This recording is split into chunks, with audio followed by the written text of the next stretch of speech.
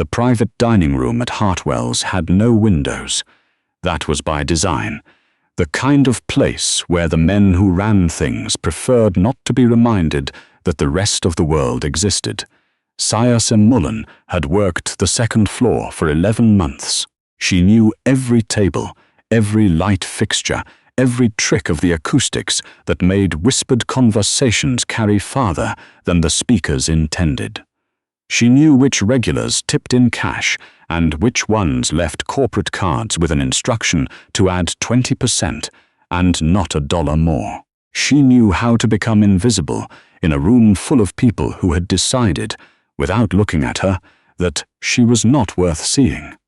That Thursday evening, she was invisible. She moved between the tables with a water pitcher, refilling glasses that didn't need refilling, keeping her eyes slightly downcast the way Hartwell's management preferred, attentive but not presumptuous. The room was arranged for a private dinner. 7 courses, 2 American executives at the head of the table and 1 Korean woman seated across from them, flanked by 2 associates who had barely touched their appetizers. The Korean woman's name was Ji-young Seo.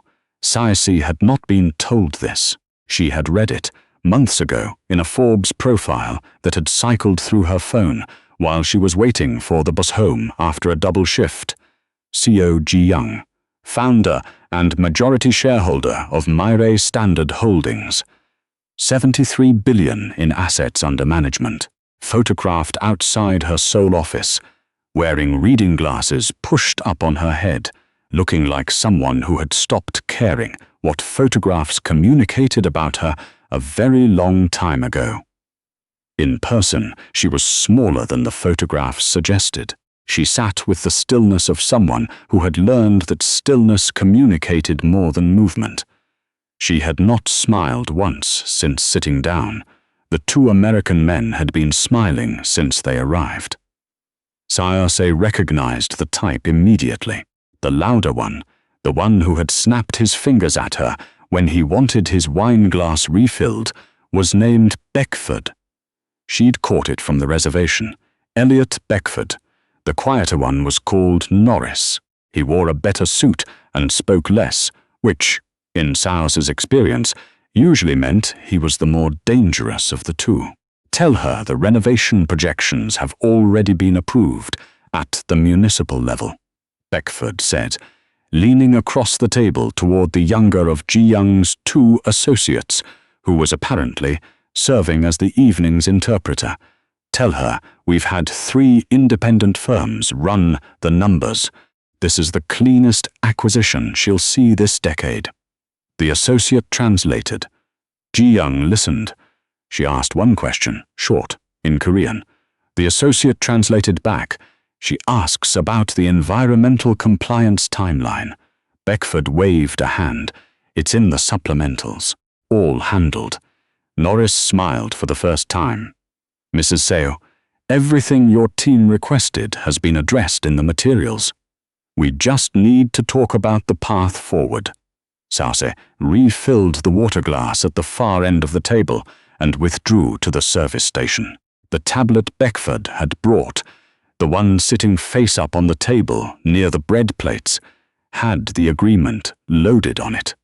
She had seen the screen when she leaned across to remove a starter plate. She had read 3 lines by accident, the way you read something when your brain processes text faster than your eyes can deliberately not look at it. She'd studied contract law for 2 years at Georgetown before she left. She hadn't thought about that in a while. Saoirse Mullen had been, at 22, the kind of student that professors mention in the first week of class as an example of someone who thinks like a lawyer without yet knowing the vocabulary. She had a memory that worked the way a camera works. She could pull language from documents she'd read once, weeks earlier, and reconstruct it nearly verbatim. Her contracts professor had told her, during office hours in the fall of her 2nd year, that he hadn't seen reading comprehension like hers in 15 years of teaching. She'd thanked him and gone home and looked at her bank account and her mother's most recent hospital summary, and tried to figure out which one of those things was real. Her mother had been diagnosed with early-onset Parkinson's 2 weeks before Saoirse's first-year finals. The diagnosis alone hadn't been the thing that unraveled everything. Her mother had worked, had savings, had a plan. The plan lasted 14 months. Then came the fall that broke her wrist and cracked 2 ribs, and the infection that followed, and the extended care facility that the insurance didn't fully cover, and the gap between what was needed and what existed that fell, as these gaps do, to the person with the fewest resources and the highest sense of obligation. Saoirse had taken a leave of absence in February of her second year. She'd told herself it was temporary. That was 3 years ago. She was 28 now, and she waited tables at Hartwell's, and she sent money home every 2 weeks, and she had gotten very good at not thinking about Georgetown except for the moments. Like this one. Standing at the service station with a water pitcher, when a piece of the old life surfaced without warning. Beckford was laughing at something Norris had said. Across the table, Ji-young's face remained perfectly calibrated to neutral. One of her associates was whispering something to her. She nodded without changing her expression. The tablet was still on the table. Sais hadn't meant to keep looking at it, but she had a clear sightline from where she stood, and the document was open to the clause she'd seen when she'd cleared the starter plates. And the more she thought about what those 3 lines meant in the context of a real estate acquisition of this size, the harder it became to concentrate on anything else. The clause concerned remediation liability. It was written in the kind of language that looked thorough on a first pass and only became alarming on the third.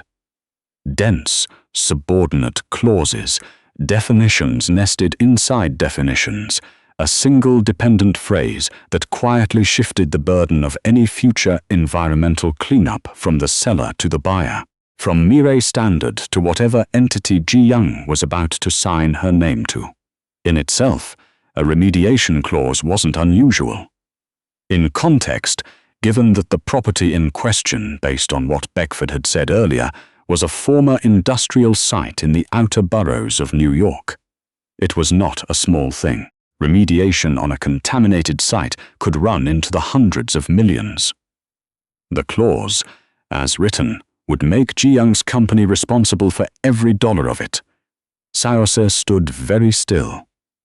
She thought about the way Beckford had snapped his fingers at her. She thought about her mother's facility, about the night nurse who called her by name and knew her mother's medication schedule without looking at the chart, and about how her mother had started calling Saoirse by her sister's name in the evenings, which the doctor said was normal, and which felt, every single time, like a door closing. She thought about what she would want someone to do if she were the one sitting at that table. She picked up the water pitcher and walked back toward the table. "Excuse me," she said. Beckford turned his head with the expression of a man who had expected a refill, not a sentence. "I'm sorry to interrupt," Saoirse said. She kept her voice at the exact register she'd learned to use in situations that required her to be taken seriously before she'd been given permission to speak. "I need to address something with the tablet." Norris frowned slightly. "I'm sorry.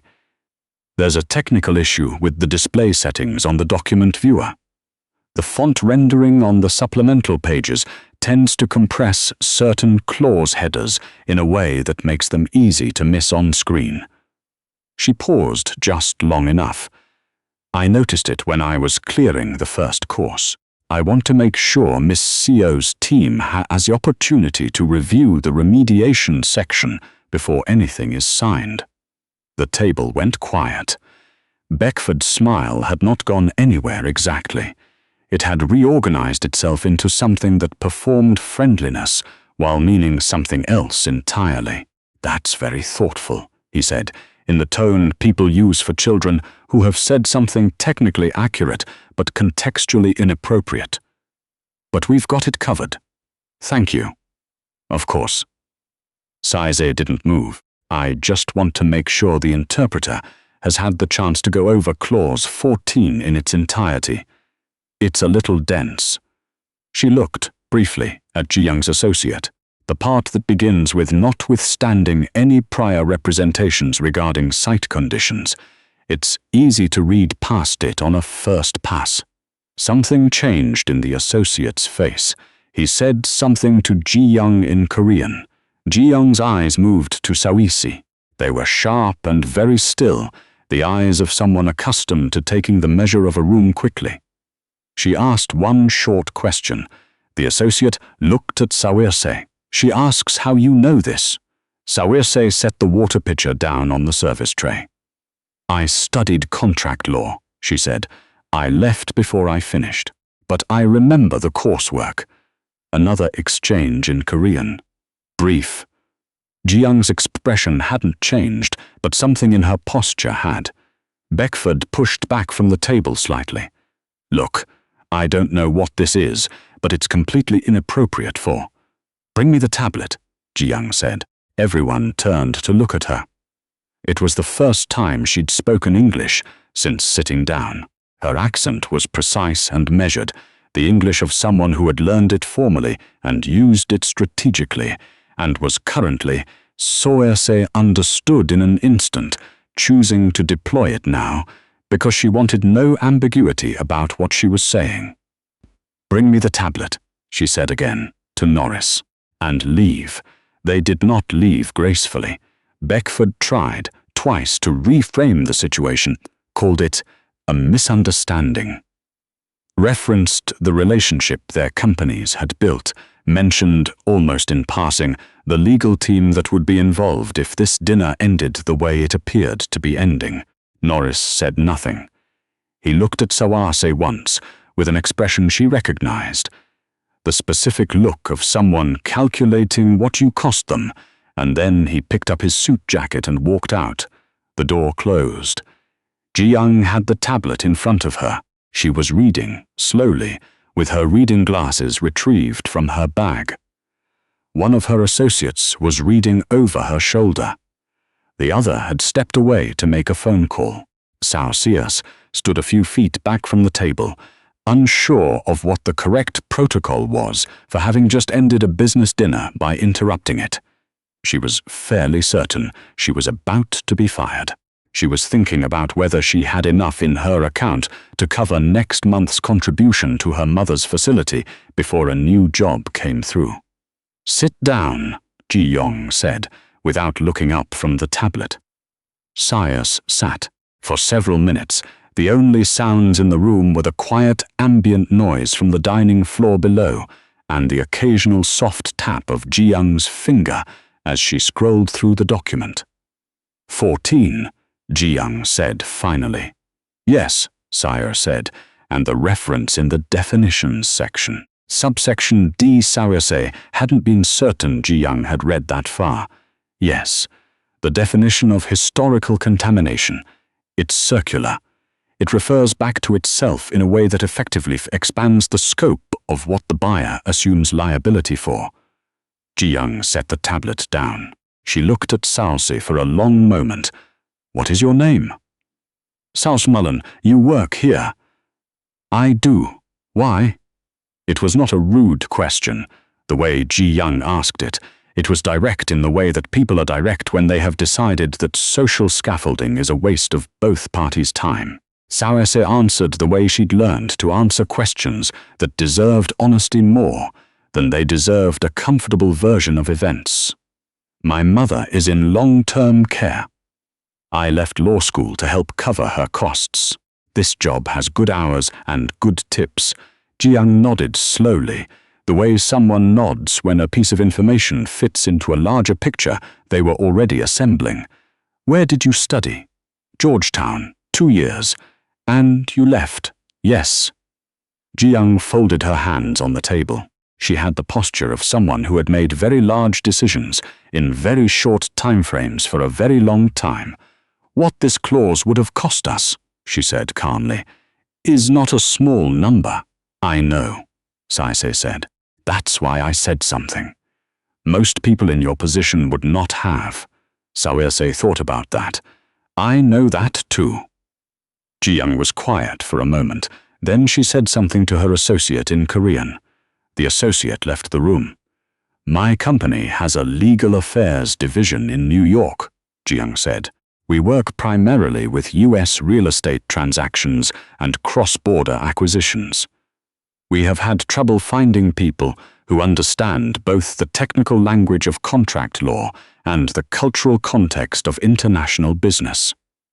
Saoirse did not say anything. She had learned, in 2 years of law school and 3 years of waiting tables, that sometimes the most important thing you could do in a conversation was to stay quiet and let it finish arriving. "I would like to offer you a position," Ji-young said. "Junior analyst with a structured path toward contract review. We will also arrange completion of your law degree. We have a partnership with a program that accommodates working students." She paused. "Your mother's care costs. Tell me what they are." Saoirse looked at her. "I am not asking to be charitable," Ji-young said with the faintest note of impatience. "I am asking because if I am going to employ someone, I want to know what their life actually requires, so that I can offer them terms that allow them to do the job well. I have learned that this is more efficient than offering a number and discovering 3 months later that it is not enough." Saoirse told her. Ji-young nodded once, as if the number confirmed something she had already calculated. "I will have our HR director send you an offer letter by Monday. I suggest you read it carefully." There was the smallest suggestion of something in her voice when she said it. Not quite humor, but the ghost of it. "I will," Saoirse said. 2 weeks later, Saoirse gave her notice at Hartwell's. The floor manager, a decent man named Obi, who had covered for her when she needed to leave early for her mother's appointments, shook her hand and told her he was glad for her, and that he'd always thought she was operating about 4 floors above her job title. She thanked him. She meant it. Her mother, on a good evening, listened to the whole story. She didn't follow all of it. The Parkinsons had made sustained attention harder over the past year, but she caught the shape of it. A dinner. A woman from Korea, a contract with something wrong in it. "And you said something," her mother said. "I said something." Her mother was quiet for a moment. "Good," she said in the voice she'd used when Saoirse was 9 and had told the truth about something that would have been easier to lie about. Saoirse's first day at Mirai Standard's New York office fell on a Tuesday in April. The offices were on the 31st floor of a building in Midtown, all glass and clean lines and the kind of quiet that costs money to maintain.